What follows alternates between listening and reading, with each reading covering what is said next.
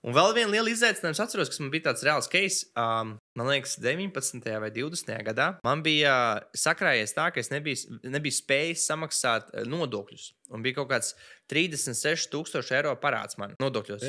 Un tad, es jau atceros, man likās, tas tik interesanti. Man tas ļoti nepatika, bet tas ir reāls stāsts. Man tā kā uzņēmums ir reģistrēts Saldus novadā, tur ir mazāk uzņēmēji plus vairāk šie cilvēki no valsts ieņēmuma dienesta. Un tas, kas man bija, vienkārši man piezvanīja un pateica, tā kā jūs neesat samaksājuši, un šis ir parāds, mēs iesaldēsim jūsu kontus. Un tad tas man bija tāds izaicinošs brīdis, bet ko es darīju tajā laikā, ko citu varbūt nedara, es tāds labi.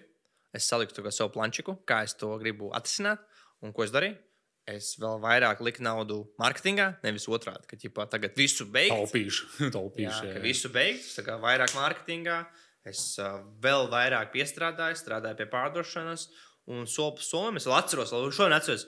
Es tā kā pa 5 štuku, pa 10 štuku un sūtīju. Un es laiku centos tā kā balansēt.